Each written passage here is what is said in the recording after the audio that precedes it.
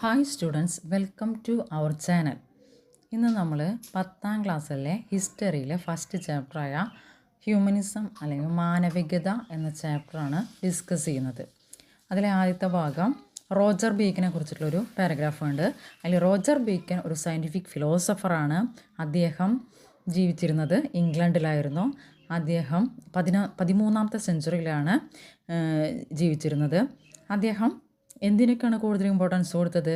Rationalism, knowledge, love. Rationalism, knowledge, love എന്നിവയ്ക്കാണ് കൂടുതലായിട്ട് പ്രാധാന്യം കൊടുത്തിരുന്നത്.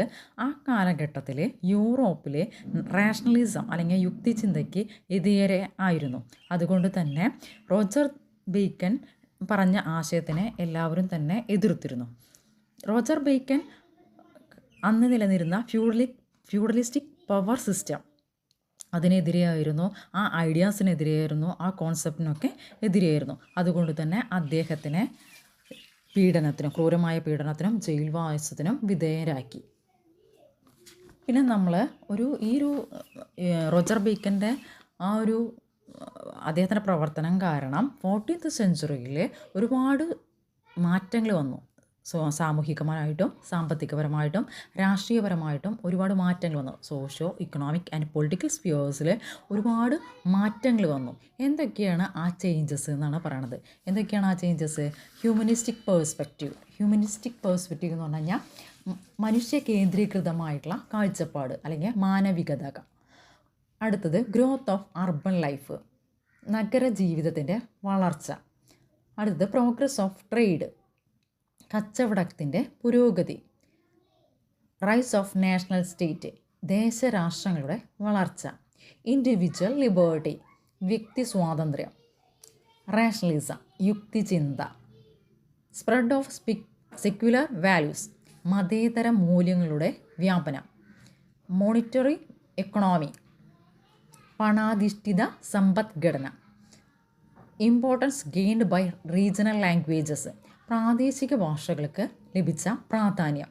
Changes in the realm of art and science, കലാ ശാസ്ത്ര രംഗങ്ങളിലുണ്ടായ മാറ്റങ്ങൾ. ഇപ്പോൾ റോജർ ബേക്കൻ ഒരു സയൻറ്റിഫിക് ഫിലോസഫറാണ്. 13th സെഞ്ച്വറിയിലാണ് അദ്ദേഹം ജീവിച്ചിരുന്നത്. ഇംഗ്ലണ്ടിലായിരുന്നു. അദ്ദേഹത്തെ എന്തിനൊക്കെ ഇമ്പോർട്ടൻസ് കൊടുത്തു? റാഷണലിസം, നോളേജ്, ലവ് എന്നിവയ്ക്കാണ് കൂടുതലും ഇമ്പോർട്ടൻസ് കൊടുത്തിട്ടുണ്ടായിരുന്നത്. ആ കാലഘട്ടത്തിൽ യൂറോപ്പിലൊക്കെ തന്നെ റാഷണലിസത്തിന് എതിരെയായിരുന്നു, അല്ലെങ്കിൽ യുക്തിചിന്തയ്ക്ക് എതിരെയായിരുന്നു. അതുകൊണ്ട് തന്നെ അദ്ദേഹം ആ അധികാരികളുടെ കയ്യിൽ നിന്ന് ക്രൂരമായ പീഡനത്തിനും ജയിൽവാസത്തിനും വിധേയരായി. അതുപോലെ തന്നെ ചിലർക്ക് ജീവൻ തന്നെ നഷ്ടപ്പെട്ട് പിൻകാലത്ത് സ്ഥിതിഗതികൾ മാറാനായിട്ട് തുടങ്ങി. പിന്നെ 14th സെഞ്ച്വറിയിൽ സാമൂഹികമായിട്ടും സാമ്പത്തികപരമായും രാഷ്ട്രീയപരമായിട്ടും യൂറോപ്പിൽ ഒരുപാട് ചേഞ്ചസ് വന്നു.